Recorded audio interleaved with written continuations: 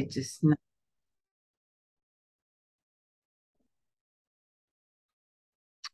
All right, let me share my slides. Farah, apa tajuk hari ni? Tajuk masuk tadi. Okey, dah masuk. Tajuk hari ini adalah Looking for New Employees. Okay, all right. Looking for new employees. So, definitely rasanya dekat sini. Hi Roslyn, Hello, hello. how I'm are a bit you? lost. As always, I just got home baru habis solat and then Yeah, okay, no worries, no you worries. know the look. Yeah, I know. Pakkanlah I just pakai tudung ni daripada tadi. Okay. All right, so I'm just gonna open my slides. Okay, hold on.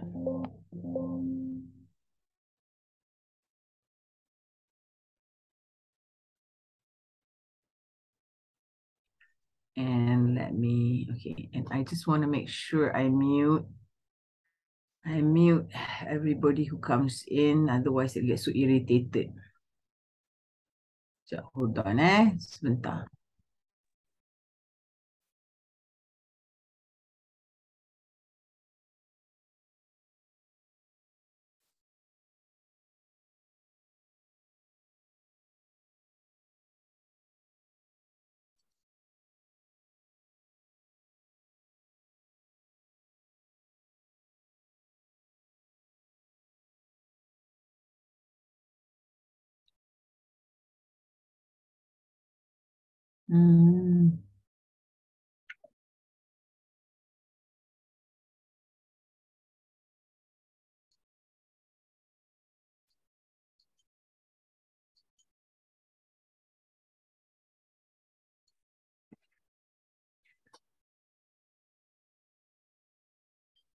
Okay, let me just figure out where is that.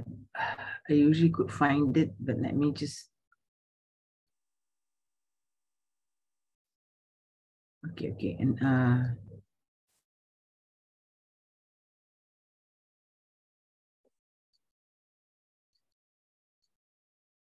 there's some. Alright, okay. Assalamualaikum semua. So today we're going to talk about recruiting the best employees for your company. So untuk mendapatkan pekerja yang terbaik untuk syarikat. So ini merupakan satu cabaran utama yang dihadapi oleh kebanyakan perniagaan yang hendak berkembang untuk mencari pekerja. Alright. Jadi hari ini saya kongsi sedikit sebanyak tips-tips, saya kongsi juga apa perkara-perkara yang perlu kita lakukan sebelum kita mula mendapat pekerja yang baru. Okay. Jadi let me share screen. So Rosie, today I'm going to like fully use Growth Wheels slides. So you'll be seeing the slides. Okay, okay, that's nice. Okay, so kalau kita lihat sebenarnya macam saya bincang dalam sesi-sesi sebelum ni, kaedah kita melihat satu-satu perniagaan daripada perspektif 360 darjah ialah daripada 4 cabaran yang kita hadapi, iaitu konsep perniagaan, hubungan pelanggan, operasi dengan organisasi. Jadi kebanyakan yang kita bincang sebelum ini adalah dari segi marketing, dari segi keuangan berkaitan dengan kepentingan untuk tahu titik pulangan modal, aliran kitaran pulangan tunai dan sebagainya.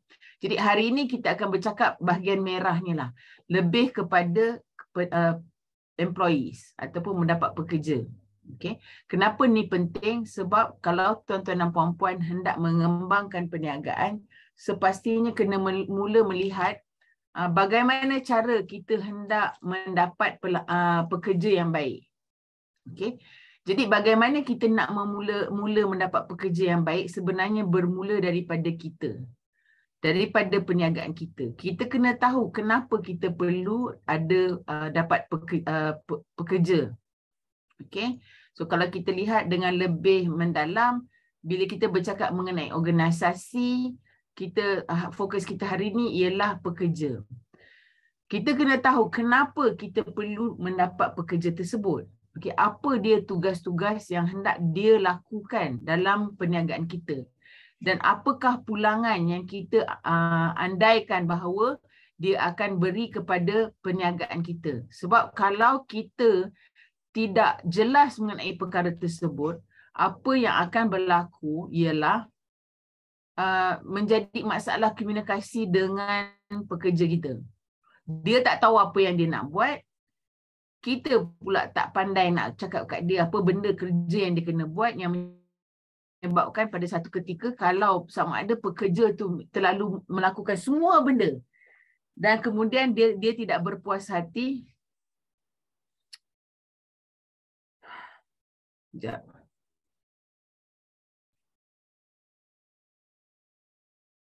Dia tidak berpuas hati dengan apa kerja yang diberi. Sekejap ada orang nak masuk tapi sudah lock.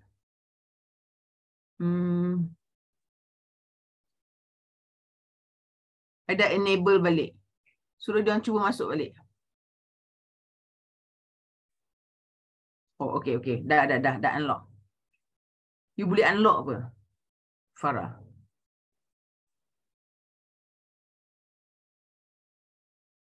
Okey, sorry. Balik kepada cerita tadi. So, kita kena tahu apa sebenarnya tugas-tugas yang kita mahu mereka lakukan. Okey, kita kena tahu apa tugas-tugas yang mereka hendak lakukan dan kita kena tahu apakah pulangan. Bila kita ambil pekerja tu, dia mesti ada sesuatu yang dia capai. Dia tak boleh kita andaikan bahawa mereka akan tahu apa kerja yang mereka hendak lakukan dan apa pulangan yang mereka hendak berikan. So, hari ini saya akan kongsikanlah bagaimana cara kita nak melihat perkara tersebut. Okey. Jadi, apakah dia proses? Sebelum kita bercakap macam tu, kita kata apakah dia proses untuk merekrut pekerja? Okey. Pada saya, sebelum saya start dengan apa dia proses untuk merekrut pekerja, salah satu perkara yang penting untuk tuan dan puan ingat ialah tahu kenapa asal usul tuan puan memulakan perniagaan tersebut. Okey. Kena tahu apa yang menyebabkan tuan-tuan dan puan-puan memulakan perniagaan tersebut dan apa sebenarnya yang ingin dicapai. Yang ingin dicapai. Sebab kita nak mencari orang yang sehaluan dengan kita. Kita tak nak pekerja yang tidak tahu apa tujuan kita dan dia datang situ, dia tak tahu apa tujuan dan dia tidak stay lama. Jadi kita perlu terus terang dengan pekerja yang kita ambil. Okey, apakah dia tujuan kenapa kita mulakan perniagaan tersebut? Apa matlamat kita? Apa yang ingin kita capai? Jadi bila kita memilih pekerja, kita nak pastikan bahawa pekerja tersebut merupakan mereka yang nak bersama-sama berkembang dengan kita. Okey.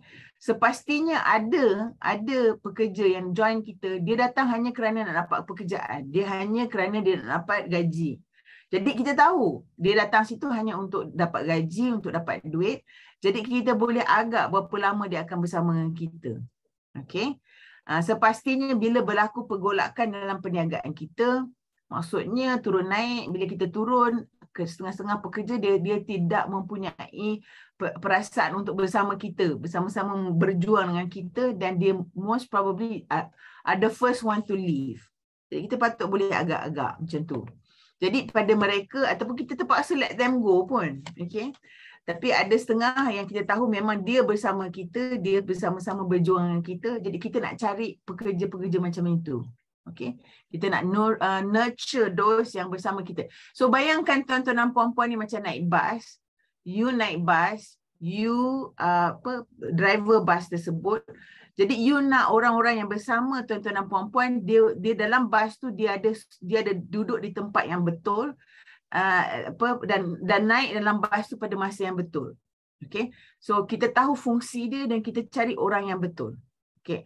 Jadi itu tujuannya bila kita berkembang untuk mengetahui bagaimana cara untuk dapat pekerja yang betul pada masa yang tepat. Okey.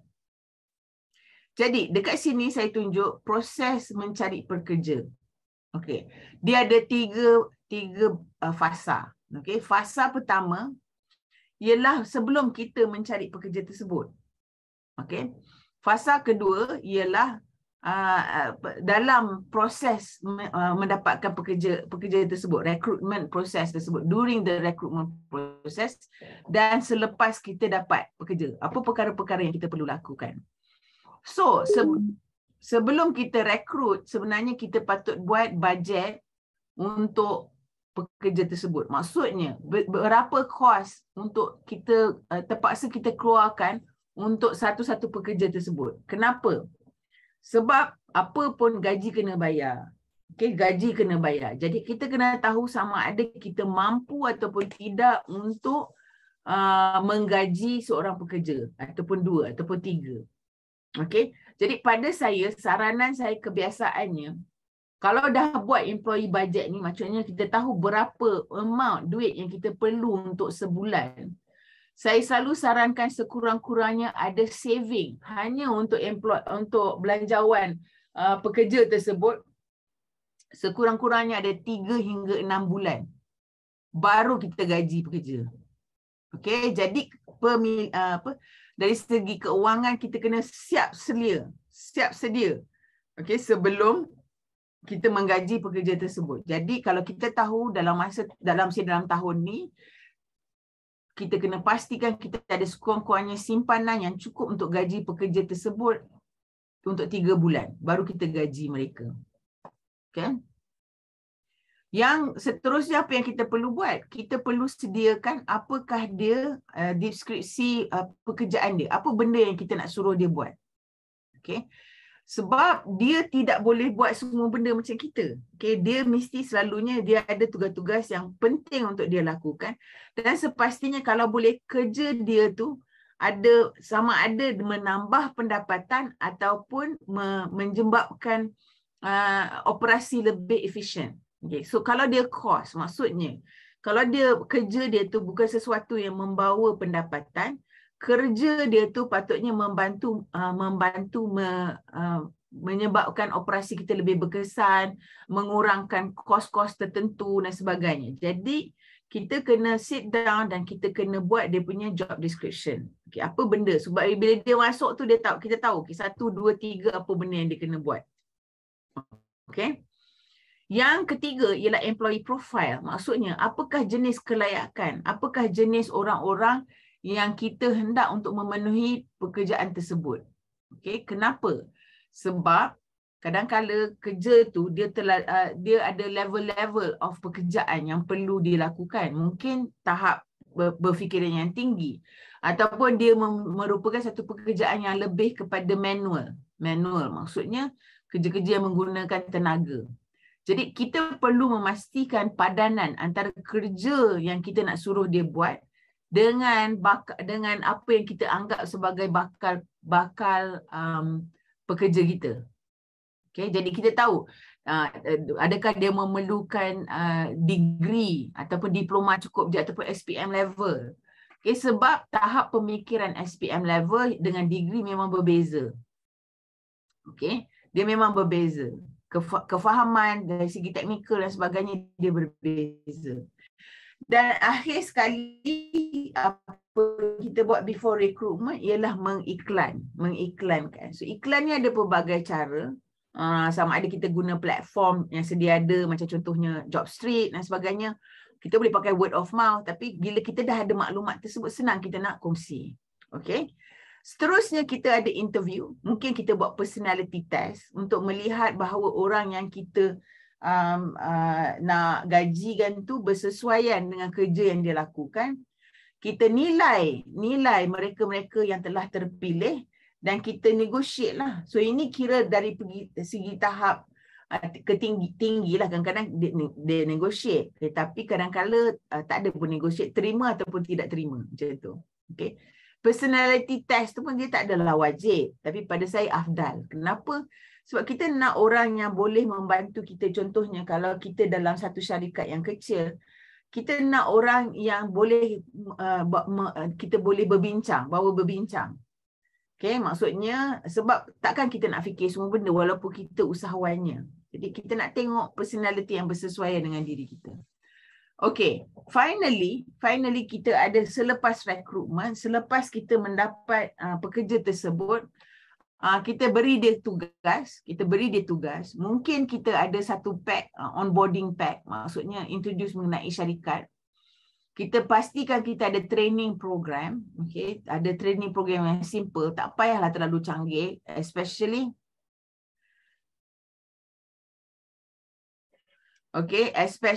kalau lain kali kalau takut masuk awal-awal, saya start 8:30 sharp, okay? So starter introduction maksudnya you kena tahulah, dia kena tahu company ni pasal apa, sebab pekerja ni dia akan merupakan wakil kita. Okay, dia represent kita. Jadi dia kena tahu apa sebab, macam mana permulaan syarikat ni, apa latar belakang dia. Sebab dalam apa-apa situasi dia merupakan wakil kepada syarikat. So lagi satu kena ada training program. Jadi bila kita dah tahu, tadi kan kita cakap pasal employee profile ni kan, kita cakap pasal employee profile. Kita dah tahu bahawa memang saya tunjuk saya punya spotlight kan. So kita dekat sini kan, kita ada employee profile ni kan. So ada employee profile ni, dia akan menunjukkan apakah, kalau kita dah dapat masa kita evaluate candidate ni, kita dah tahu apa dia, apa kita panggil perbezaan antara apa yang kita nak dengan apa yang dia ada. Okay. So kalau ada gap, kita kena buat training program lah. Kita buat training program untuk staff tersebut. Dan bila kita dah buat training program, sepastinya tuan-tuan dan puan-puan kena buat review lah. Rata-rata kebanyakan situasi masalah yang dia hadapi antara majikan dengan pekerja ialah komunikasi. Okay. Banyak kali kadang-kala staff ni dia ada andaian-andaian dia mengenai majikan. Majikan ada andaian-andaian mengenai staff dia. Jadi perlu ada mesyuarat untuk membincang mengenai persembahan ataupun performance prestasi staff tersebut. Okay. So ini adalah 9 perkara yang berlaku dalam rekrutmen, daripada sebelum rekrutmen hingga selepas rekrutmen. Okay. Macam saya sebut tadi, ada beberapa perkara yang tuan-tuan dan puan-puan perlu ambil perhatian sebelum mengambil pekerja. Satu, mengenai bajet. Bajet pekerja, untuk menggajikan pekerja. Saya sebut tadi, sekurang-kurangnya kena ada 3 hingga 6 bulan reserve yang boleh mampu tuan-tuan dan puan-puan. Maksudnya kalau apa-apa berlaku, gaji pekerja tu masih lagi boleh jalan. Okay. Jadi ini sangat penting tuan-tuan dan puan-puan mahirkan dengan you punya cash flow budget, you punya cash flow system. Okay. Supaya pastikan bahawa cukup duit untuk selama 3 hingga 6 bulan untuk menggajikan pekerja. Itu nombor 1. Nombor 2 ialah, ini saya suka tekankan bahawa berkaitan dengan Standard Operating Procedure ataupun SOP. Okay, bila kita lakukan sesuatu, biasanya tuan-tuan dan puan-puan sendiri buat kan? So you ada langkah-langkah yang you buat. Okay, bila terima tempahan pelanggan, okay, apa you buat? Apa maklumat you ambil? Lepas tu you buat apa? Lepas tu you buat apa? So pada saya SOP tu sangat penting. Okay? Sebab dia memberi satu sistem kepada pekerja baru tu, jadi dia boleh follow je. So, rata-rata saya punya suggestion kat tuan-tuan dan puan-puan, start sekarang. Jangan tunggu sampai nak dapat pekerja baru nak buat. Start sekarang. Bila tuan-tuan dan puan-puan buat benda-benda perkara-perkara yang hendak diberi, nak didelegate, maksudnya nak beri pekerja buat, start dokumentasikan langkah-langkah macam mana nak buat pekerjaan tersebut. Okay? Dan cara nak dokumentasi itu bukan sahaja daripada secara bertulis. Kita boleh ambil gambar. Kita buat video. Okay, kita ambil gambar, kita buat video, kita tunjuk supaya dia ada satu rujukan kepada bila dia buat kerja. Sebab kadang-kadang kita ni cakap mulut je, tapi orang ingat tak? Tak ingat kan? Kadang-kadang tuan-tuan dan puan-puan sendiri buat kerja pun tak ingat macam mana buat sebelum ni. Betul tak? Bagi saya thumbs up kalau saya cakap ni betul. Okay. Alright. So dokumentasi kan. Dokumentasi kan buat sebagai rujukan supaya kalau ada apa-apa isu kita boleh merujuk kepada rujukan yang kita lakukan tadi. Okey, itu sangat penting. Jadi ini dua perkara yang pada saya sangat penting, bajet dengan SOP. So ambil perhatianlah bahagian tu. Okey.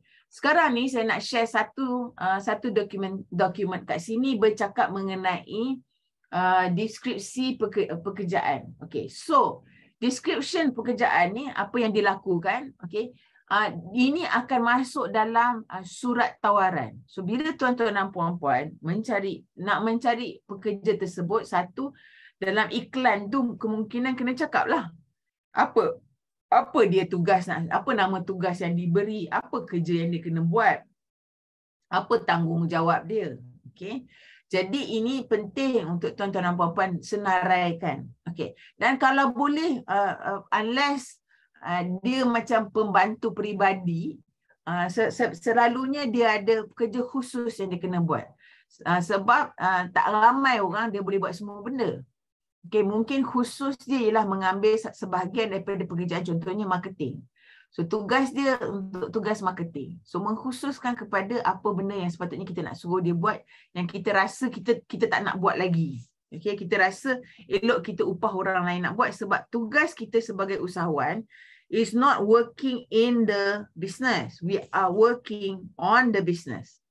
Jadi kerja kita sebagai usahawan sebenarnya bukan buat kerja hari-harian. Okay, eventually in the end of the day, tugas kita ialah untuk mengembangkan perniagaan kita dengan buat network, buat pemasaran, cari partner, cari bahan, negotiate dan sebagainya. Kerja hari-hari ni, benda operasi ni sepatutnya kita beri kepada staff kita. Okay, jadi mungkin contohnya dia punya tugas is buat marketing. Kalau boleh dia buat marketing ataupun kalau dia orang operasi, buat operasi. So kena very clear. Tak bolehlah dia buat marketing dan dia buat operasi. Saya rasa susah nak kerja macam tu. Okay. Kili perniagaan kita. Jadi dia kena banggalah bekerja dengan kita. So that's why kita share dengan dia. Ini kat dia, kita cakap kat dia apa job title dia. Okay, apa nama jawatan dia. Okay. Dan dia apakah fungsi dia dekat dalam organisasi. So atas ni is fungsi dia. Okay. Dan apakah tanggungjawab dia? Apa benda-benda yang dia bertanggungjawab? Okay. Dan apakah report-report ataupun laporan-laporan yang dia perlu lakukan, dengan apa-apa benda-benda yang dia kena follow up. Okay. Finally, apakah dia berkaitan dengan external relations? Macam kalau berkaitan, kalau tak berkaitan tak apa. Mungkin dia sebenarnya kena bekerjasama dengan pelanggan, supplier dan sebagainya. So ini secara menyeluruh. Tuan-tuan dan puan-puan pilih mana satu yang relevan dengan pekerja yang ingin dipilih tadi. Okey. Seterusnya kat sini siapa yang dia boleh hubungi? Organizational placement and internal relation. So kalau apa-apa isu kan, kalau tuan-tuan dan puan-puan masih kecil lagi, perniagaan masih kecil lagi, memang dia terus akan report kepada tuan dan puan. Okey. Tapi kalau tuan dan puan-puan ada orang lain dekat dalam perniagaan tersebut, ada partner, mungkin dia punya kerja tu dia kena refer dengan partner ataupun dengan manager yang sedia ada dalam perniagaan. So kita kena cakap kat situ. Okey. Kita juga kena kenal pasti dengan pekerja kita apakah matlamat mereka, jangka pendek, jangka sederhana dan jangka panjang. So jangan tunggu bila dia masuk. Tuan-tuan dan puan-puan dah kena mula ada macam satu rangka kerja. Okay, apakah dia secara jangka pendek? Mesti ada at least jangka pendek. Kalau jangka panjang tak ada, jangka pendek dengan jangka sederhana kena ada. Okey, selain daripada itu, kalau dapat, kongsikanlah apa latihan yang tuan-tuan dan puan-puan akan berikan kepada mereka. Sepastinya tuan-tuan dan puan-puan sini bukan syarikat besar-besar. Okay? Jadi tak payahlah canggih sangat, tak payahlah gah sangat. Tapi mungkin bagi satu training, maksudnya onboarding. Okay? Onboarding training tu kira training lah. Training mengenai training mengenai syarikat. Ataupun satu lagi, training macam shadowing tuan-tuan dan puan-puan untuk melakukan sesuatu. So rata-rata saya selalu cakap sekurang-kurangnya spend full 1 hingga 2 minggu bersama staff supaya dia betul-betul faham apa benda yang dia nak lakukan dan dia boleh ada akses kepada tuan-tuan dan puan-puan untuk bertanya apa-apa soalan. Okay. Jadi tuan-tuan dan puan-puan kena pantau sepenuhnya selama sekurang-kurangnya seminggu hingga 2 minggu, baru boleh di let go. Tengok dia boleh buat ataupun tak boleh buat benda ni. Okay. Dan akhir sekali initial project ni mungkin tuan-tuan dan puan-puan berikan dia satu kerja yang suruh dia buat. Dan kita lihat, bagi dia feedback. Okay. Ada apa-apa soalan? Semua okey? Thumbs up kalau okey.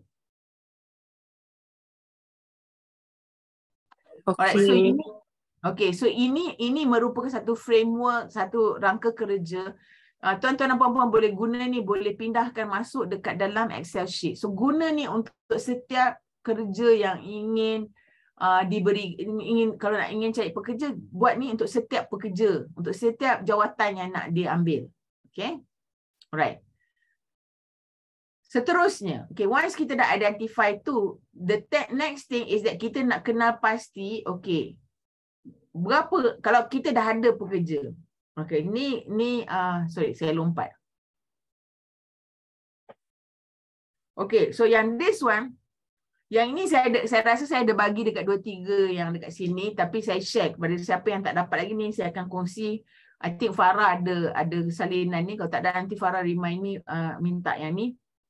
Okey, dekat sini sebenarnya kita nak kira apakah dia kos untuk mengambil satu staff dan apakah manfaat yang kita dapat daripada mendapat satu staff, daripada staff tersebut. Okey. So kalau kita lihat belah kanan ni adalah kos. Okay, belah kanan ni adalah kos. So bila kita ambil satu staff, so kat sini kita pilihlah description dia. Mungkin dia merupakan, kalau ada yang kat sini ada kedai, dia merupakan orang yang sales executive kat kedai kan. So dia punya function ialah jaga kedai dan you rasa bila you nak hire dia. Okay, so kat sini you buat kiraan berapakah amount duit yang you kena belanja. Yang ni dia kata expected setahun, tapi tuan-tuan dan puan-puan boleh buat sebulan. Yang perlu dibayar untuk menggajikan pekerja tersebut. So kat sini dia ada list sangat ekstensif. So tuan-tuan dan puan-puan tak perlulah pilih semua. Pilih mana yang relevan. So macam kalau tuan-tuan dan puan-puan tak ada membiaya dia pergi mana-mana kursus, dia tak payahlah isi. Okay? Tapi yang penting ialah salary, kalau dia ada bonus, ada overtime, commission dan sebagainya. EPF, okay? SOCSO, so boleh tukar nama-nama kat sini. Okay? Kita kena kira juga kan, kita kena beli komputer dia, kalau kita kena beli software, apa perkara benda lain. Lepas tu kemudian kadang-kadang nak menggajikan dia, kita perlu accountant untuk tolong buat processing penggajian beliau. Okay, so calculate semua dalam sebulan, dan daripada situ tuan-tuan dan puan-puan lihat, kalau tengok belah kiri, beri nama tag dia. Sorry, tak faham Amelia apa dia. Oh, contohnya kalau ada staff, kita kena beli name tag dia, t-shirt dia. Okay. Ya, apa-apa berkaitan lah. Kalau dia ada name tag, apa-apa cost yang kita incur, uniform dia. Okay. Right. So, bila kita bercakap belah kiri ni pula, tadi belah kanan ni kanan, belah kiri kita kata, okay, bila kita ambil staff tu, apa yang kita dapat? Okay, adakah dengan staff tu akan membantu kita mendapat pelanggan lagi? So ini andaian kita. Andaian kita lah. Kalau kita ambil sales girl, patutnya dia boleh dapatkan pelanggan membeli sebanyak berapa ribu sebulan. Okay?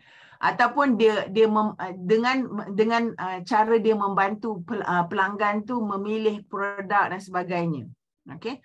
Ataupun dengan staff tersebut dia membantu mengurangkan kos. Maksudnya kita tak perlu guna GrabFood, kita tak perlu guna Panda, dia yang menghantar makanan untuk kita. So dengan ada mereka, berapa banyak kos yang dia dapat kurangkan dan berapa banyak sales yang dia dapat increase. So kita kena calculate. So kalau sebab kenapa? Then kita dapat tahu sama ada berbaloi ataupun tidak kita ambil staff tersebut. Okay. Dan pada pandangan saya sebenarnya ni pukul rata lah. Kos pelanggan, kos pekerja tu sepatutnya dia dapat 5 hingga 10 kali ganda daripada kos gaji dia. So say kos gaji dia 1,000. Nah sekarang tak ada 1,000 lah, 1,500 lah, 1,500. Dia sekurang-kurangnya boleh dapat masuk 15,000 pendapatan.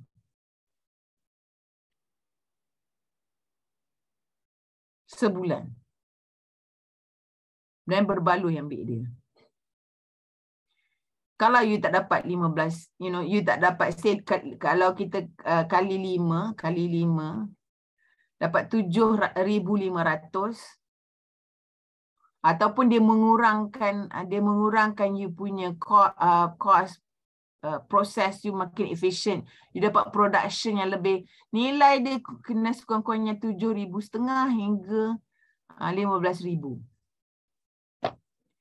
So you punya fokus sebagai usahawan ialah memastikan bahawa kalau staff ni operasi, bahagian operasi, you kena pastikan bahawa you akan dapat 7,500 hingga 15,000 ringgit sebulan untuk cover cost staff tersebut. Kalau tak dapat, maksudnya kita kena tengok balik apa fungsi dia. Okay, bagaimana dia boleh membantu, meringankan beban tuan-tuan dan puan-puan supaya tuan-tuan dan puan-puan boleh kejar sales. Okay, so tugas dia dua. Satu, sama ada mereka yang tolong kejar sales untuk tuan-tuan dan puan-puan, ataupun mereka yang menambah baik operasi supaya tuan-tuan dan puan-puan tidak perlu fokus operasi, tuan-tuan dan puan-puan fokus kepada mengejar sales. Okay. Kalau tidak, tak guna ada staff tu. Okay, so staff tu kena ada makna kenapa kita ambil dia. Any question? So ini sheet memang saya dah bagi kepada kebanyakan yang buat coaching hari tu. Kalau tak dapat, minta dekat Cik Farah, nanti dia akan bagi. Okay, so kita kena kira kos. Kena ada 3 bulan kos tu upfront dalam saving kita.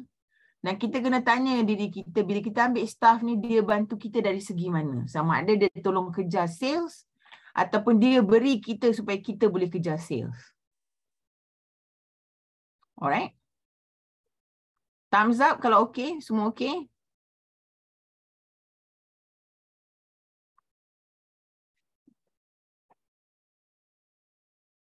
Alright, okay.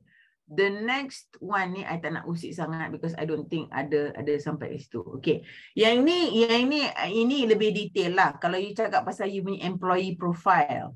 Okay, ni employee profile. Pada saya elok buat, tapi kalau tak buat pun tak apa. Tapi at least yes, lebih kurang betul Tuan Fakurazi.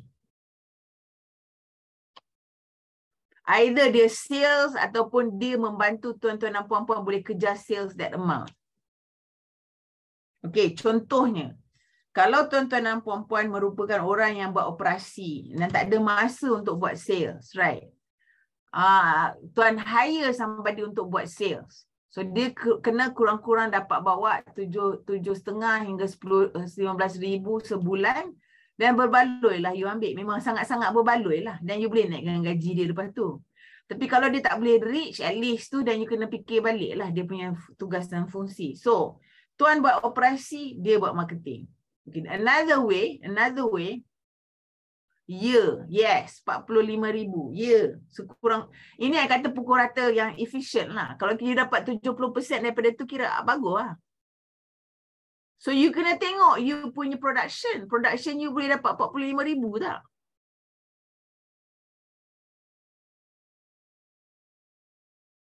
Okay. Ini nak bagi you some benchmarking lah. Bagi you benchmarking. Okay. So as I said, ada satu option. You buat operasi. Staff tu buat marketing. You kena, that staff tu mesti boleh hit 7.5 to 15,000 a month. Okay. Or The other way around is that you ambil staff tu membantu you supaya you boleh keluar buat sales. Dapat 7.5 thousand to 15,000 a month.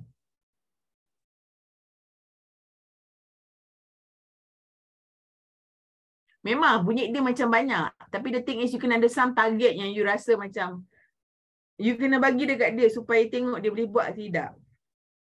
Sebab dalam banyak situasi, kita tak ada target pun. Betul tak? Kat sini siapa ada bagi target dekat staff you? Berapa banyak nak bantu you dapat sale? Ada tak? Cakap ya kalau ada, cakap tak dalam chat.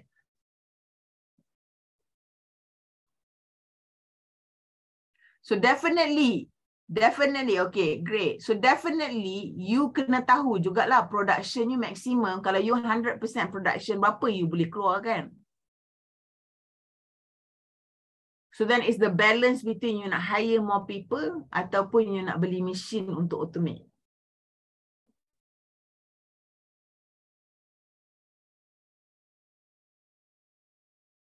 Okay. So pada saya dalam lima kali ganda tu kira afdal lah juga. 10 tu kadang-kadang rasa macam berlari tak habis-habis lah. Tapi that's around. You kena ada some measure lah. Satu staff dia akan membantu you bawa berapa kali ganda. Nah, you kena tanya, production you boleh tak? So that's why the question about you punya pricing comes in. You punya target market. Sebab kadang-kala target market yang you masuk memang tidak membawa pulangan yang you nak dengan pekerja yang you ada. So you kena revise punya business concept. Tapi itu tahap lain lah. Okay? Tuan-tuan dan puan-puan. Alright. Any questions? Tak ada question.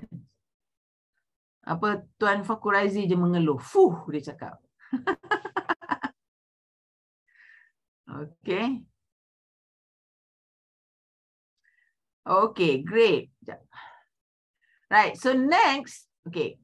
Kalau kita ada, maksudnya ada pekerja, selalunya kalau kita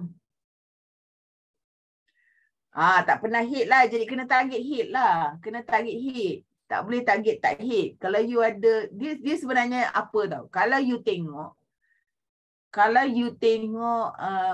dari segi policy maker kan, dia sebenarnya kalau you consider small as kalau staff you kurang daripada 5 orang. Kalau pekerja you dah 5 orang, you consider small lah. You consider small. Jadi, you punya sale, cuba Google sekarang definisi SME.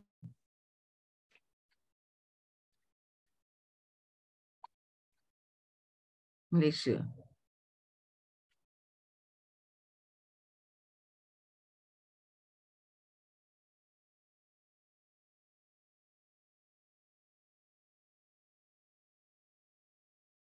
Okay.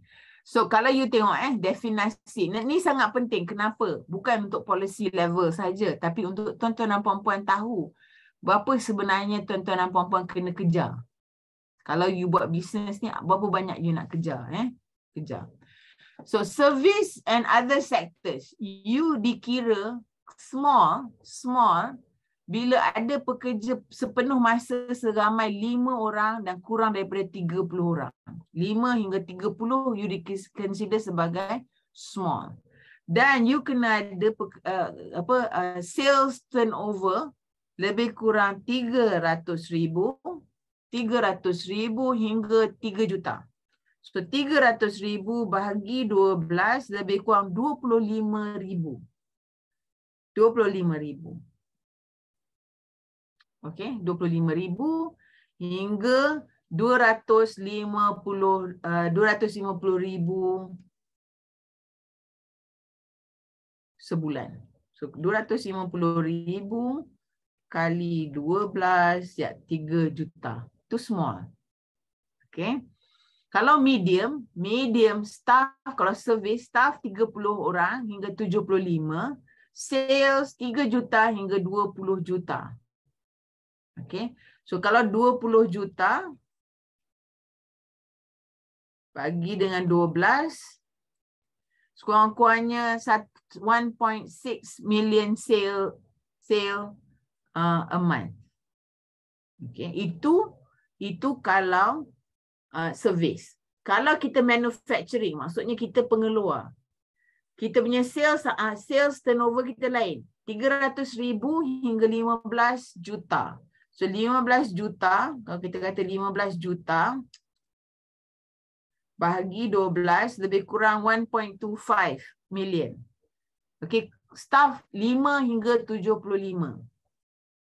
Nah, kalau you manufacturing, you punya sale consider medium 15 juta hingga 50 juta. So 50 juta, okay, 50 juta bahagi dengan 12. 50 juta bagi dengan 12, lebih kurang 4 juta sebulan. So pekerja 75 hingga 200,000. Right. Okay. So persoalannya, kalau tuan-tuan ada 5 pekerja tapi sales kurang daripada 300,000, dia macam tak reflect betul lah. Okay, ini saya benchmark. Saya punya benchmark. Okay, so ini yang kita kena fikir-fikirkan. Macam mana kita nak hit that sales? Apa benda yang kita kena buat? Okay. Tapi saya bukan cakap wajib macam ni. Bukan saya kata wajib. Ini aspirasi kita. Ini aspirasi kita. Sebab kita nak pastikan apa benda yang kita buat, apa-apa pekerjaan yang kita buat, dia lebih membawa pulangan yang lebih baik daripada kalau kita letak duit kita dalam ASB ataupun tabung haji. Betul tak tuan-tuan dan puan-puan?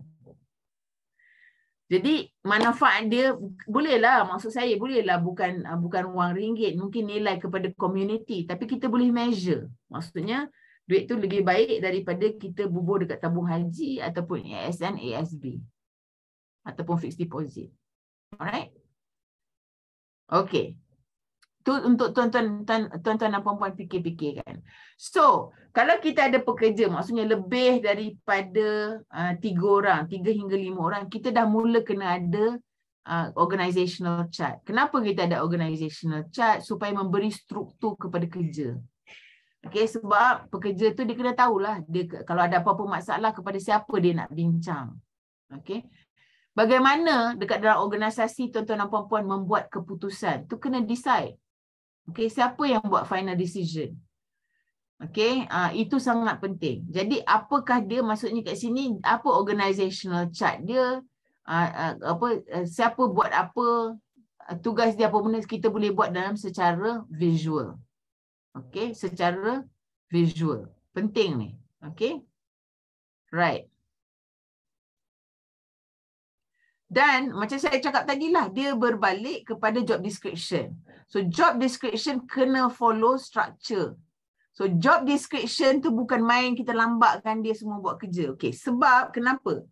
Sebab kadang-kala bila kita sebagai seorang usahawan dan kita buat seorang, kita buat semua benda. Betul tak? Betul tak? Siapa sini yang buat semua benda? Bagi thumbs up. Kan? You buat semua benda. Betul? Okay, right.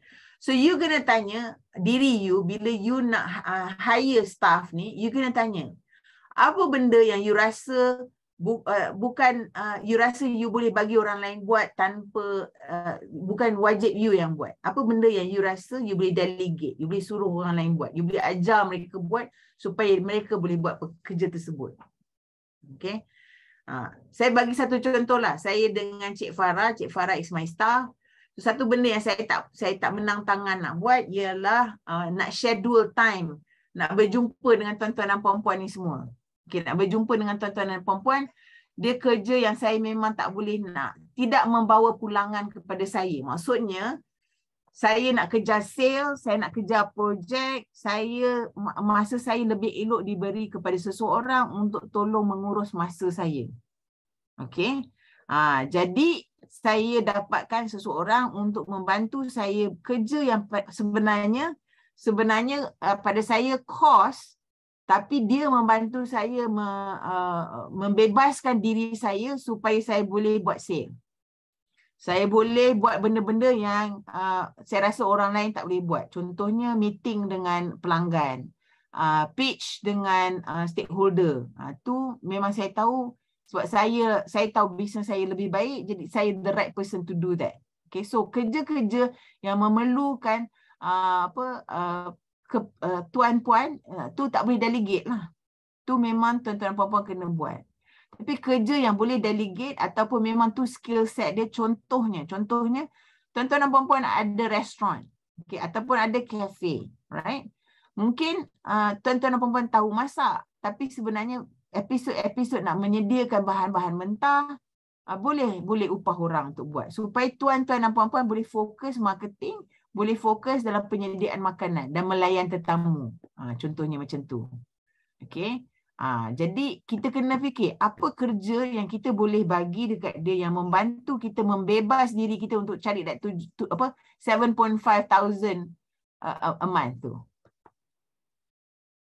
Boleh tuan-tuan dan puan-puan faham? Jadi kita create that organizational structure supaya orang faham apa role dia dekat dalam organisasi.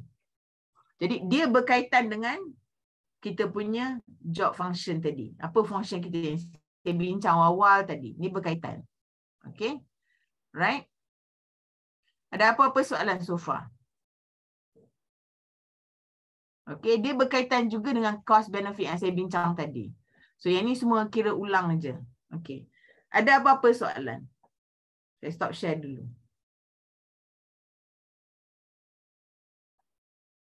Tuan-tuan dan puan-puan bersama saya ni kita kena berkongsi lah, tanya soalan. Kalau tak tanya soalan, kita belajar dengan bertanya soalan. Ada siapa-siapa nak tanya soalan?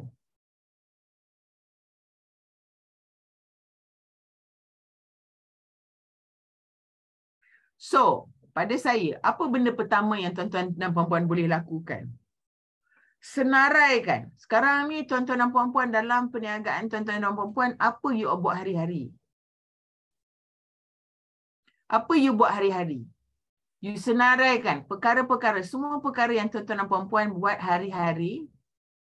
Lepas tu tuan-tuan dan puan-puan pilih apa benda yang tuan-tuan rasa tuan-tuan boleh delegate kepada orang lain kalau ada staff. Okay. Kita mula dengan yang itu dulu. Okay. Kalau tak tahu macam mana nak cari job description, job function. Okay. Macam saya memang dengan Cik Farah, salah satu daripada tugas utama dia adalah untuk menjaga masa saya. Memastikan kalau ada orang tanya, masa saya available, buat appointment, okay, susun, buat laporan-laporan tertentu, buat documentation, war-warkan program, itu tugas dia. Okay, sebab saya tahu itu tugas yang memakan banyak masa saya, menyebabkan saya tak boleh buat benda lain yang sebenarnya membawa duit kepada perniagaan saya. Okay. Any question? Okay, so perkara yang pertama macam saya kata, senaraikan. Hari-hari tuan-tuan dan puan-puan buat apa untuk mendapatkan, menjayakan perniagaan tuan-tuan dan puan-puan. Okay. Lepas tu tuan-tuan mark apa benda yang rasa yang ni lah perlu ada orang bantu. Okay. So susun, lepas tu tengok apakah berapa banyakkah dia membantu tuan-tuan dan puan-puan supaya fokus untuk membawa pendapatan ataupun menyebabkan operasi itu lebih efektif. Okay. Right. So, beberapa tips yang saya nak bagi dekat tuan-tuan dan puan-puan mengenai masa sesi untuk memilih staff. Okay. Satu perkara yang sangat penting, okay, perlu buat untuk daily. You boleh buat weekly, apa benda yang you buat selalu. Buat apa you buat, ataupun monthly. You boleh buat monthly apa 1, 2, 3, 4, 5 sampai 10 benda yang you buat. Lepas tu you tengok berapa banyak benda kena buat, berapa kali kena buat. Okay. Dan apa benda yang membawa yang you suka buat dengan you tak suka buat. Okay. Saya memang 2 benda yang saya tak suka buat. Satu, follow up follow up meeting dan sebagainya. Maksudnya buat scheduling ni saya tak apa. Pening. Banyak sangat. Saya ada banyak benda lain yang saya nak kena. Pada saya membawa lebih banyak pulangan kepada saya buat. Contohnya buat content, contohnya deliver training. Benda-benda tu memang kepakaran saya tak boleh bagi kat Farah buat. Farah tak sampai tahap tu lagi. Tapi apa Farah boleh buat untuk saya ialah make sure saya punya training tu tak clash. Make sure bila saya ada training, semua benda tu bersedia. So sebenarnya pada saya, depends on you punya business. Kalau business you daily business the same thing, then daily is enough. Tapi kalau you weekly tu, every day ada benda-benda berbeza yang you buat, then you list according apa benda-benda berbeza yang you buat. Okay? Menjawab soalan Puan Suhana? Menjawab Coach. Okay, alright. So, okay. So contohnya macam saya cakap lah, kalau in your situation, you need orang, you kena buat marketing kan. So somebody, you punya husband buat the operation, right? So maybe dia perlukan untuk make sure production tu penuh supaya you dapat buat sale banyak kau, you dapat sale kau banyak klien. So then you kena maybe hire orang supaya boleh fulfill you punya orders macam tu. Alright? Or the other way is that you punya production tak sampai 100% pun, jadi you perlu bantuan dari segi orang buat sales. Sebab you seorang you tak boleh capai 100% production, jadi you buat sale. So you kena cari somebody, maybe bantu dari segi you punya social media marketing for example.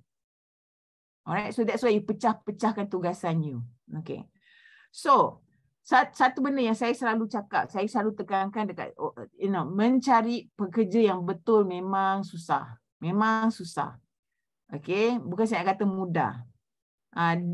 Tapi dia berbaloi untuk tuan-tuan dan puan-puan cari orang yang betul. Okay, cari orang yang betul tu sangat penting. Jadi bila interview tu, tuan-tuan dan puan-puan kena interview dengan mata dan telinga, bukan interview dengan mulut je. Kena interview dari segi tanya dia, okay, apa matlamat hidup dia, because kita boleh tahu daripada soalan-soalan kita sama ada mereka akan bekerja lama dengan kita ataupun bekerja sekejap.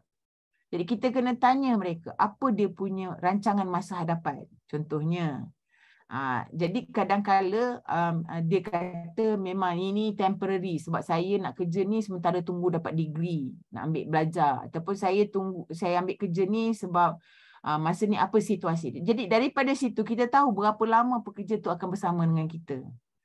Ataupun ada kemungkinan yang kita berkembang dengan mereka. Maksudnya mungkin dia kata saya berminat untuk bekerja dengan tuan ni sebab saya tengok tuan ni, saya sangat ada inspirasi tengok tuan bisnes dan saya ingin bekerjasama dengan tuan untuk belajar. Okey. Ya, kadang-kadang kita kena cukup. Tapi bila nak cukup tu, kita kena cukup dengan orang yang kita rasa tak tambah pening kepala kita. Sebab pada saya, kalau dia tambah pening kepala kita, baik susah kita tak usah ambil dia. Okay, so cost benefit.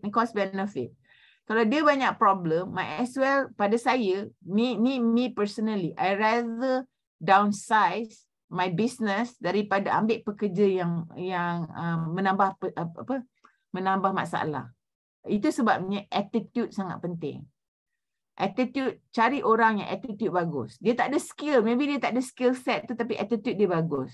Kita jaga dia akan bersama kita lama. Memang rata-rata saya boleh cakap lah dalam pengalaman saya so far, saya bekerja dah lebih kurang lebih daripada 25 tahun kan, yang saya episod saya mencari pekerja dan saya bekerja interview dan sebagainya. Saya rasa yang paling teruk saya pernah kena sekali saya punya interview memang saya pilih orang yang salah.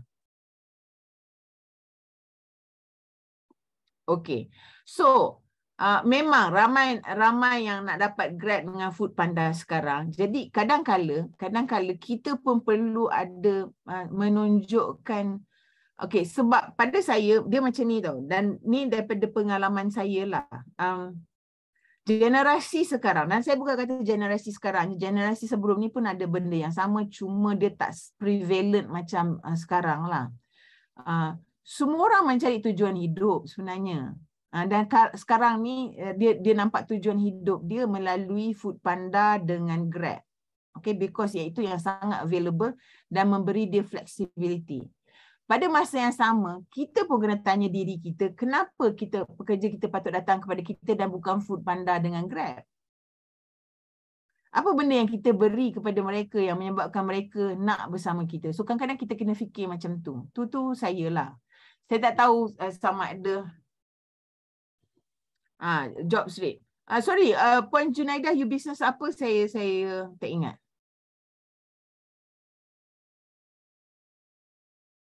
Car wash. Okey. Lebih daripada 5 pekerja? 5 pekerja yang ada EPF tak?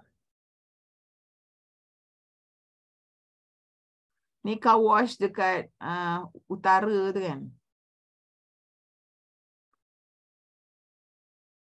Okey, 2 je yang tetap. Okey, sekarang ni sebenarnya ada program dengan human resource development. Okay, human resource development. So, sama ada staff you masuk ke ataupun tidak. Kalau you dapat 5 staff, maksudnya you memang terus register EPF, you boleh ambil bahagian dalam program scope HRD Core. Okay, program scope ni ialah kerjasama dengan penjara. Okay. Dan mereka diselia oleh penjara. So mereka ni orang yang diselia ataupun orang yang diperol ataupun, tapi dia ni semua bukan jenayah besar. Dan dia diselia oleh penjara. So kalau contohnya pekerja yang dia datang untuk bekerja dekat syarikat kita tu, dia tak memenuhi ataupun dia decide tu berhenti, dia akan bagi kandidat baru macam tu. So kalau nak register dekat HRD Core, register minat untuk bersama dalam program tersebut, tapi yang ini memang kena ada sekurang-kurangnya 5 nama dalam EPF.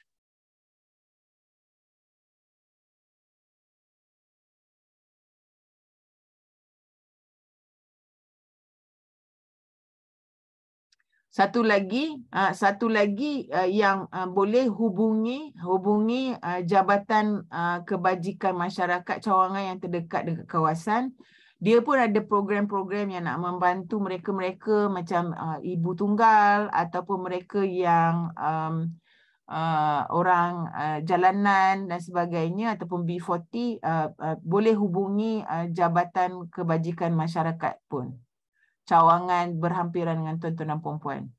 Salah satu daripada koci telah buat macam tu lah. Jadi dia ada. So once you dapat, you maybe boleh fikir macam mana you boleh guna pakai tenaga kerja yang sedia ada untuk mendapat pekerja. Alright. So kadang-kala itu saya cakap, kadang-kala kita punya offering tu, contohnya lah saya bagi contoh, satu contoh saya suka gunalah, ialah cleaning business. Sekarang ni nak dapat orang gaji memang sangat mahal. Okay, satu contoh lah. Jadi macam mana kita nak buat cleaning job ni sesuatu yang orang nak buat, sebab fee dia berpatutan, gaji ada dan sebagainya. So kita kena fikirlah business model kita. Sebab kadang-kadang business model kita adalah business model berdasarkan kepada pekerja, mendapat pekerja yang bergaji murah. Okay, so sebenarnya you boleh carum diri you dengan 2-3 orang lagi. So carum diri you, carum lagi 3 orang dan you bolehlah apply untuk program tersebut. Sebab kadang-kadang majikan ni dia carum untuk staff je, diri dia tak carum.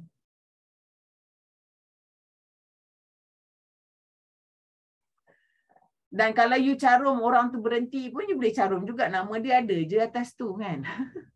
Mungkin untuk bulan tersebut je. So kena fikir-fikir kan lah.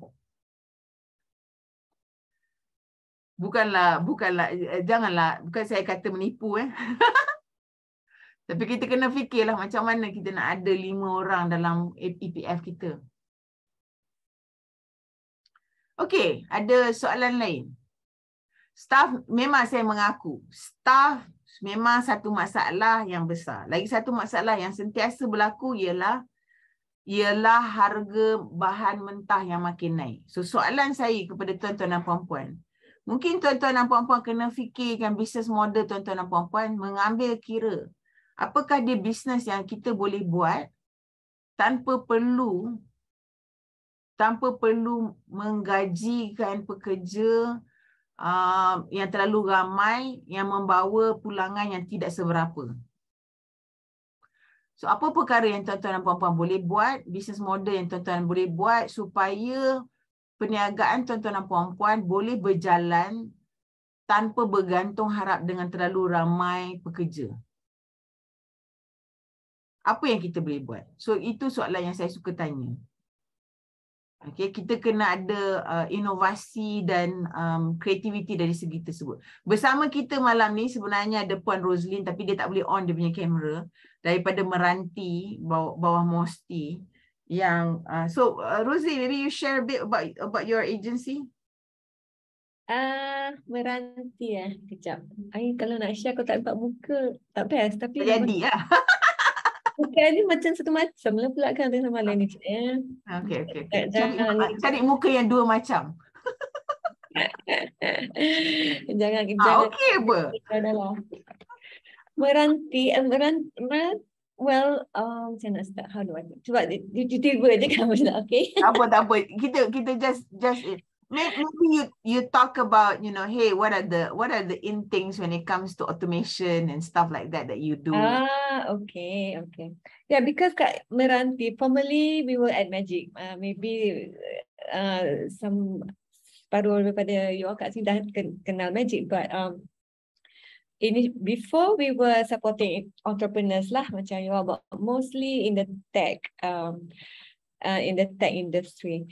And sekarang we are moving a little bit more sebab beyond entrepreneurs, sekarang we are going into mula kita marketkan product solutions, now kita nak marketkan technology. So commercialization. When you market technology, it's a bigger process. We call it commercialization sebab dia ada macam proses IP, licensing, royalty. But the key thing is kat sini, why kita galakkan technology is because technology enables you to scale and you can grow, but your marginal costs become smaller. Yeah. And you know why, macam Puan Safura cakap tadi, is bila you leverage technology, as in paling simple pun, macam you nak I've heard somebody I nak grow, so how many staff I kena tambah kalau I nak expand. I said do consider that some of the simple marketing job you can get the website, the internet to do easily for free, kan? Even email sekarang, email I pun I don't yang banyak-banyak tu, paling basic you boleh guna mail merge kat Google Suite. And then you want to up a little bit more, and then you boleh guna Zapier. Zapier knows exactly, it's an AI, know exactly how you think, macam dia cari tulis surat, and then they send out same email as you. So macam you hantar surat tu very personalized, but they can do your job at very small cost. When you kata marginal cost is cost yang semakin kecil bila you buat benda tu lagi banyak. Betul. You know, so that's why we deeply encourage even small, medium, or ataupun very any kind of business pun you can start to leverage technology, because the more people you can serve, lagi ramai orang boleh enjoy your services or facilities, and then you punya business tu pun boleh replicate somewhere else without so much cost. Yeah, exactly. And then ini tak sampai part yang when you go exponential lagi, kan?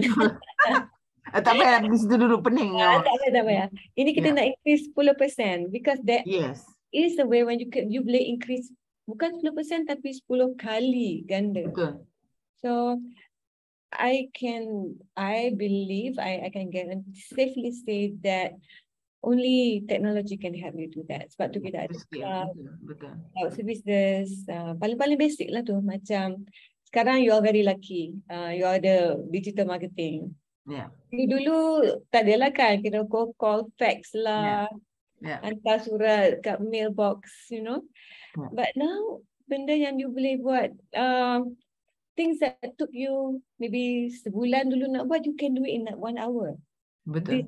Kan? So that's why we deeply encourage technology. It's not something fancy. Kalau when you go, we have some cases when we do exponential workshop.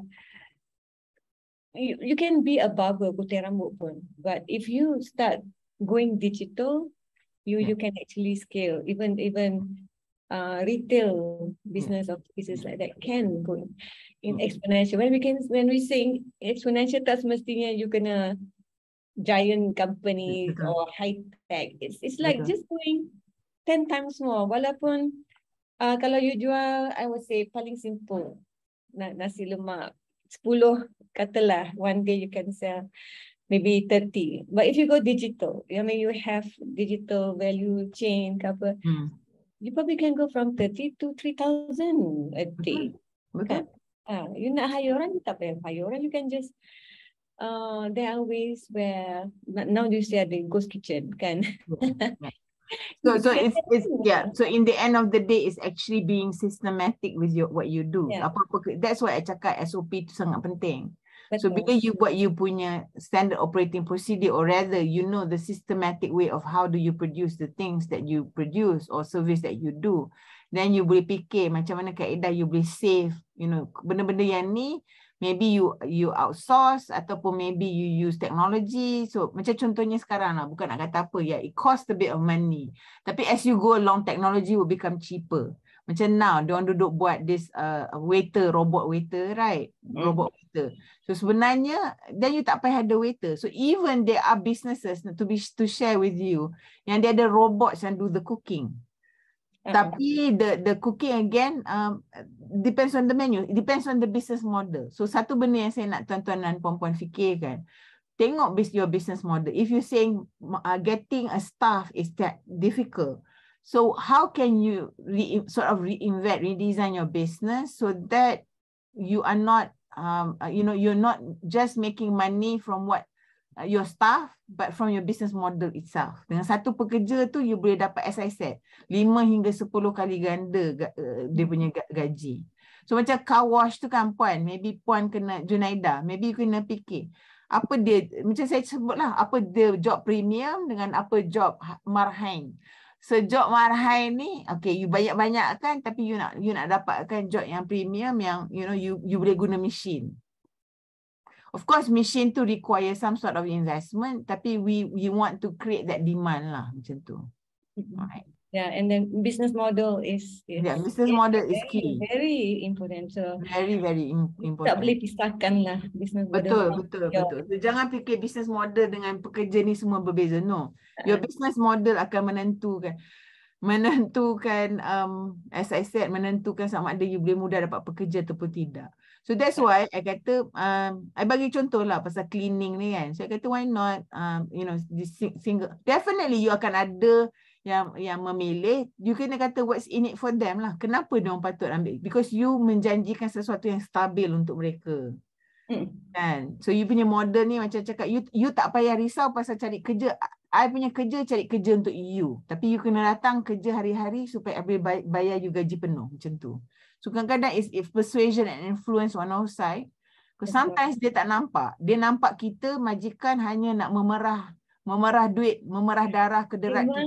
Some majikan are like that. But for me, what we teach is even you kena pitch your own business to your staff.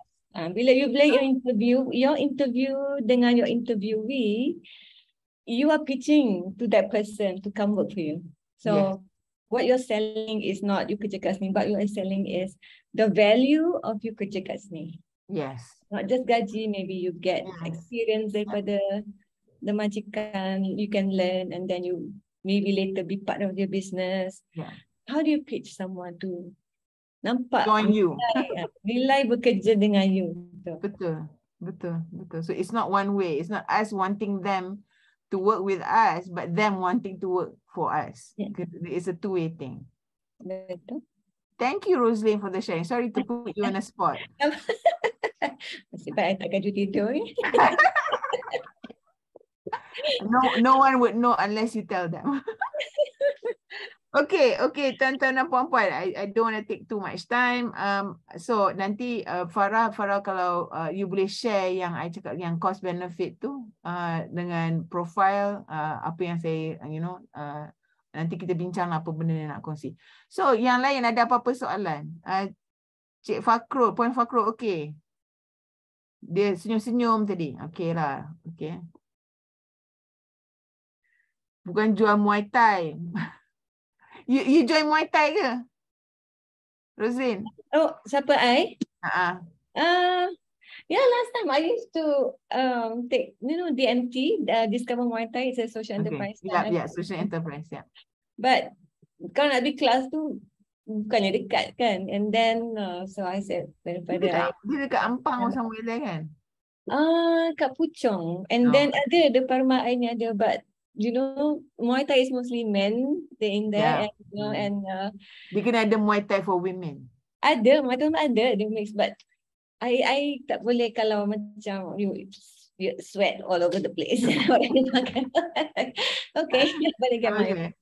Sorry, Tuan Fakrul Rozi, I lupa bila I jumpa you baru ingat. You business apa? I lupa. Apa tu? Takoyaki. Takoyaki. Okey. Ada tak orang daripada KL datang jumpa baru-baru ni? Siapa tu? Daripada Taman Tun. Oh, tak sempat. Okey. Dia memang duduk. Dia datang. Itu masih okey. Tak apa. Alright, so again, staff memang is always staff is always a challenge. So the thing is, a couple of things. You always have a choice. One is that learn how to pitch to the people you want to employ to join you. Why should they join you? So you kena tahu. That's why I always go back to you punya business concept. Why? Kenapa awak start perniagaan ini? Apa pulangan? Apa dia yang visi you untuk berkembang jadi macam mana? Sebenarnya that can be a point untuk pitch kepada you punya staff, why should they join you. Okay, tu nombor satu. Dua, think about what are the things that you can do using technology. Okay, contohnya kan, frankly speaking cakap, kalau pasal food, bila pakai Grab food dengan Food Panda ni kan, pakai Grab, dia memang 30%, 25 to 30% dia dah memang makan you punya price dah already. You punya top line lah, you punya pendapatan. So is there a way for you to do your business without being dependent on this third party service provider? Maybe you should encourage you punya client to actually take away.